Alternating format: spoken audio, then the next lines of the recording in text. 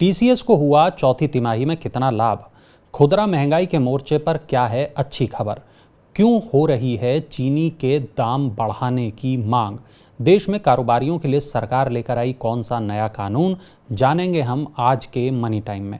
नमस्कार, मैं हूं वरुण। स्वागत है आपका हमारे प्राइम टाइम शो यानी कि मनी टाइम में। मंदी के संकट से जूझ रहे आईटी सेक्टर के लिए एक अच्छी खबर आई है। देश की सबसे बड़ी आईटी कंपनी टीसीएस ने वित्त वर्ष 2022-23 की चौथी तिमाही में 11,392 करोड़ रुपए का शुद्ध लाभ कमाया है। टीसीएस का राजस्व जनवरी से मार्च तिमाही में करीब 17% बढ़कर 59,162 करोड़ रुपए रहा। इस दौरान कंपनी ने कुल 821 कर्मचारियों को जोड़ा है। कर्मचारियों की कुल संख्या 5 लाख से भी ज्यादा हो गई है। खुदरा महंगाई दर मार्च में 15 महीने के निचले स्तर यानी कि 5.66% पर आ गई। खाने का सामान सस्ता होने से महंगाई दर घटी है। मार्च में महंगाई का आंकड़ा आरबीआई के संतोषजनक स्तर की ऊपरी सीमा 6% के भीतर है। आरबीआई को महंगाई को 2 से 6% के बीच रखने की जिम्मेदारी मिली है। उपभोक्ता मूल्य सूचकांक पर आधारित खुदरा मुद्रास्फीति फरवरी 2023 में 6.44%, जबकि एक साल पहले मार्च में 6.95% थी। अखिल भारतीय चीनी व्यापार संघ ने सरकार से चीनी का न्यूनतम बिक्री मूल्य बढ़ाने की मांग की है। संघ का कहना है कि देश में चीनी उत्पादन लागत से कम भाव पर बेची जा रही है। ऐसे में बिक्री मूल्य बढ़ाए जाने की जरूरत है। साल 2019 से चीनी का न्यूनतम बिक्री मूल्य 3,100 रुपये प्रति क्विंटल पर अपरिवर्तित रखा गया है। 2022-23 के दौरान महाराष्ट्र और कर्नाटक में चीनी 3,100 से 3,200 रुपये प्रति क्विंटल के निचले स्तर पर बेची गई, जो उत्पादन लागत की तुलना में 10% कम है। देश का औद्योगिक उत्पादन इस साल फरवरी महीने में 5.6% बढ़ा है। औद्योगिक उत्पादन फरवरी 2022 में 1.2% बढ़ा था।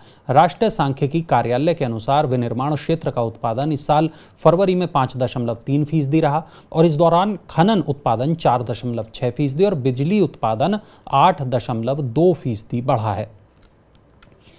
सरकार ने नियामकीय अनुपालन सुनिश्चित करने और भरोसेमंद कारोबारी माहौल को बढ़ावा देने के लिए एक नया कानून बनाया है। राष्ट्रपति द्रौपदी मुर्मू ने प्रतिस्पर्धा कानून संशोधन विधेयक को मंजूरी दे दी है और इस कानून के लागू होने से देश में कारोबार करना और अधिक सुगम हो जाएगा। मजबूत वैश्विक रुख के बीच राष्ट्रीय राजधानी के सराफा बाजार में बुधवार को सोने का भाव 330 रुपये और मजबूत हो गया। सोने का भाव बढ़कर 61,080 रुपये प्रति 10 ग्राम पर पहुंच गया। चांदी की कीमत भी 840 रुपये की तेजी के साथ 75,780 रुपये प्रति किलोग्राम हो गई। अंतर्राष्ट्रीय बाजार में सोना तेजी के साथ $2,011 प्रति औंस पर कारोबार कर रहा था। घरेलू शेयर बाजारों में बुधवार को लगातार 8वें कारोबारी सत्र में तेजी का सिलसिला जारी रहा। बीएसई सेंसेक्स 235 अंक बढ़कर 60,392 अंक पर बंद हुआ। नेशनल स्टॉक एक्सचेंज का निफ्टी भी 90 अंक के लाभ के साथ 17,812 अंक पर बंद हुआ। पिछले 8 कारोबारी सत्रों में बीएसई सेंसेक्स 2,779 अंक और एनएसई निफ्टी 860 अंक चढ़ा है। आर्थिक आंकड़ों और कंपनियों के चौथी तिमाही के नतीजों से पहले निवेशकों ने सतर्क रुख अपना लिया। आईटी सेक्टर से बाजार में उम्मीद बंधी है। निवेशकों को क्षेत्र की प्रमुख कंपनियों के नतीजों का अब इंतजार है। केनरा बैंक और NPCI Bharat bill pay limited ने ओमान में रह रहे भारतीय मूल के नागरिकों के लिए सीमा पार बिल भुगतान सेवाओं की शुरुआत की है। एनआरआई अब अपने परिजनों की तरफ से बिल का भुगतान करने के लिए मुसंदम एक्सचेंज के माध्यम से भारत बिल पेमेंट सिस्टम का लाभ उठा सकेंगे। यह पहले केनरा बैंक के लिए भारत में पहले सार्वजनिक क्षेत्र के बैंक के रूप में एक मील का पत्थर है, जो बीबीपीएस के माध्यम से देश के बाहर से बिल भुगतान की पेशकश कर रहा है। बीमा नियामक इरडा ने 2017 के बाद पहली बार किसी साधारण बीमा कंपनी को लाइसेंस दिया है और करीब 20 और आवेदनों पर विचार किया जा रहा है। हाल में साधारण बीमा लाइसेंस क्षेमा जनरल इंश्योरेंस को मिला है। इससे पहले जीवन बीमा क्षेत्र में वर्ष की शुरुआत में क्रेडिट एक्सेस लाइफ और एको लाइफ को लाइसेंस दिए गए थे। इरडा लगभग 20 और आवेदनों पर विचार कर रहा है।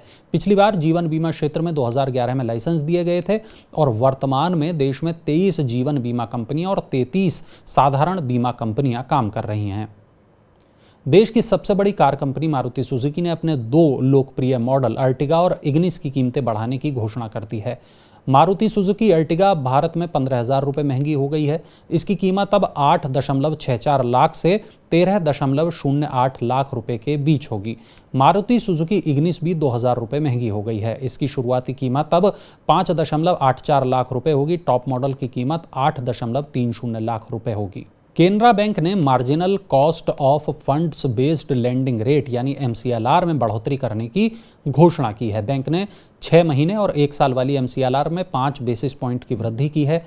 6 महीने वाली MCLR बढ़कर अब 8.45% हो गई है, जबकि 1 साल वाली MCLR बढ़कर 8.65% हो गई है। अधिकांश उपभोक्ता ऋण की ब्याज दर 1 साल वाली MCLR के आधार पर ही तय होती है। इससे कुछ ग्राहकों की EMI बढ़ जाएगी।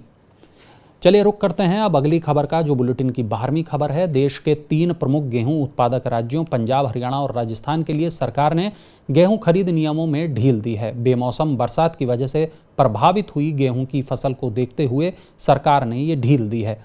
अब सरकारी एजेंसियां किसानों से उस गेहूं को भी खरीदेंगी जिसमें दाना अधिकतम 18% तक सिकुड़ा या टूटा हुआ होगा। और इससे पहले मध्य प्रदेश के लिए भी गेहूं खरीद के नियमों में ढील दी गई थी। सरकार के इस फैसले से किसानों के हितों की रक्षा होगी। केंद्र सरकार ने चालू विपणन वर्ष 2023-24 में 3.42 करोड़ टन गेहूं खरीद का लक्ष्य रखा है। उम्मीद है आपको मनी टाइम का हमारा आज का एपिसोड पसंद आया होगा। आपको हमारा आज का ये शो कैसा लगा बताने के लिए कमेंट बॉक्स में अपनी राय ज़रूर दर्ज कराएं। आपके सुझाव हमें शो को और बेहतर बनाने में मदद करते हैं। मैं अब इस शो को ख़त्म करूं उससे पहले मैं आपको बता देता हूं, कल हम एक बहुत खास कार्यक्रम आपके लिए लेकर आएंगे दोपहर 2 बजे से 3 बजे के बीच में। और ये कार्यक्रम लाइव होगा गुरुवार दोपहर 2 बजे। हर्षद चेतनवाला CFP हैं, को फाउंडर हैं माई वेल्थ ग्रोथ के। वो आपके सवालों का जवाब देंगे और सवाल अटल पेंशन योजना से जुड़े जितने भी सवाल हैं आप पूछ सकते हैं हर्षद चेतनवाला से, जो हमारे कल गेस्ट हैं। और आपको करना यह है कि हमें व्हाट्सएप मैसेज के थ्रू आप अपने सवाल भेज सकते हैं 9311121874 पर।